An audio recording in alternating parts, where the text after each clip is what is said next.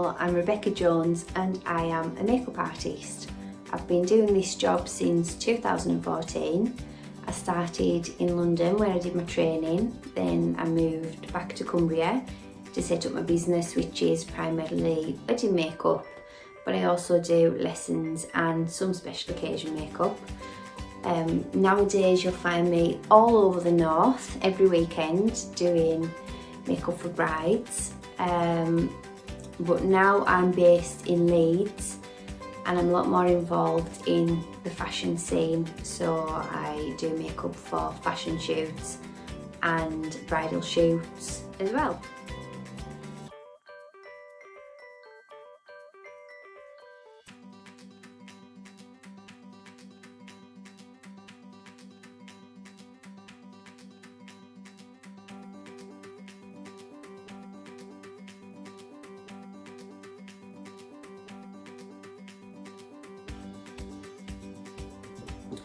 What have been a sequence of events that have led to you to set up your own business?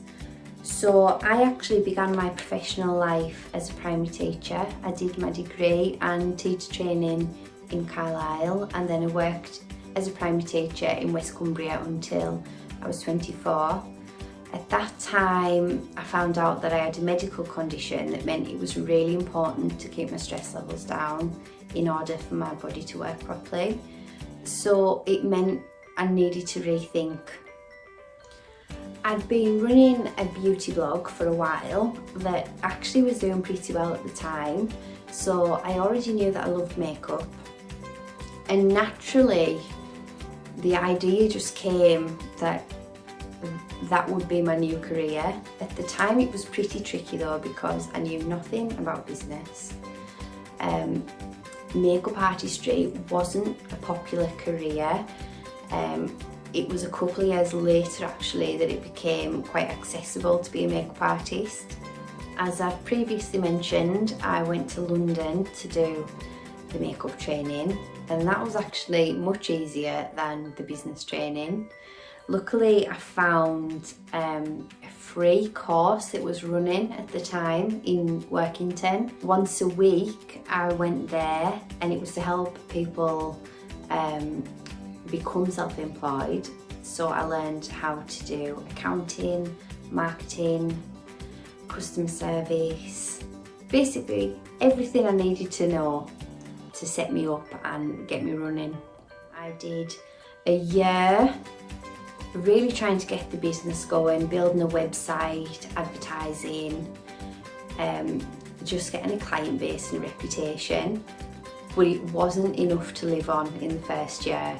So I went back to teaching part-time while I grew my business, and in 2017 I left teaching completely, and now I am a full-time business owner. What are the pluses and minuses of being self-employed? So I love being self-employed for the most part. I get to be my own boss, which is just the dream.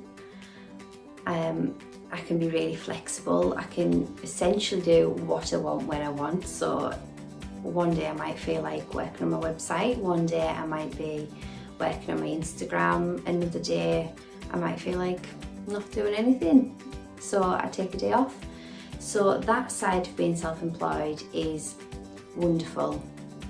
Obviously my line of work isn't as flexible as some, because I have to physically be out working when the weddings are. So my weekends and my summers are incredibly busy. But I do get Mondays off, so there's a big plus. The minuses, there are definitely minuses.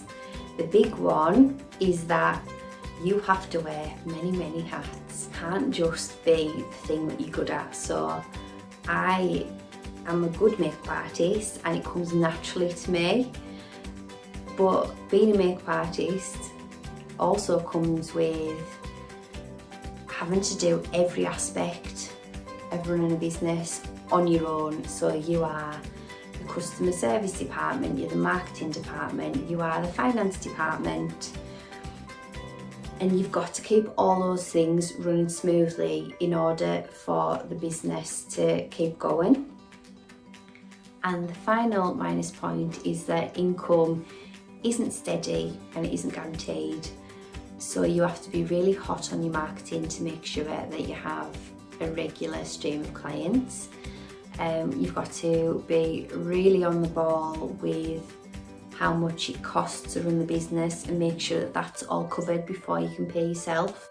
What advice would you give to school pupils thinking of setting up their own business? I would say try and find a course that teaches you the basics of being a business owner. So you need to know about tax returns, how to advertise, how to keep your customers satisfied and what to do if they're not. You need to know about websites, something called search engine optimization, which helps people find you. If you get those things right, you will find that the business will progress. Secondly, don't be afraid to approach other people in your industry. I think it's common to see them as competition, but actually most people are happy to network, happy to share advice, happy to recommend you to their clients if they are not available. That's definitely something that I have found to work for my business. The more I network with other makeup artists and wedding suppliers, the more work I get. Word of mouth is the most powerful tool. Word of mouth from people who've seen your work and people who have hired you. What age should people be to set up a business? I don't think it matters as such. I was in my mid-20s when I set up my business, and I actually found that quite helpful because by that point I'd had a teaching job, I'd worked in a shop, I'd been to university, I'd lived away from home, and I felt that really helped me in terms of having a good head on my shoulders and knowing how to communicate effectively and being able to cope if things weren't going perfectly well. So I think as long as you've got a level of maturity about you, any age is fine.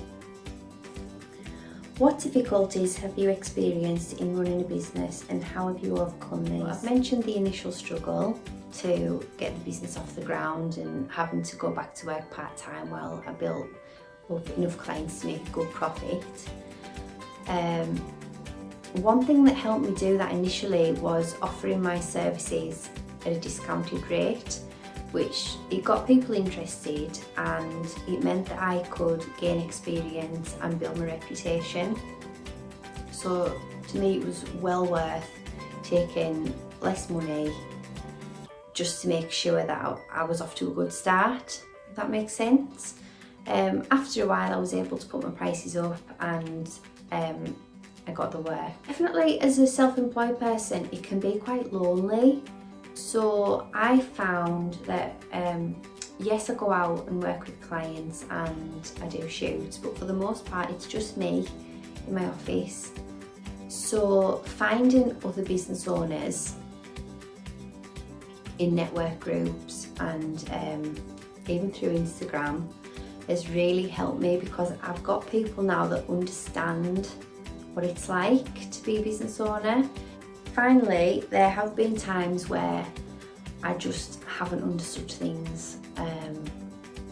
For example, keeping the website really secure and making sure that Google finds me.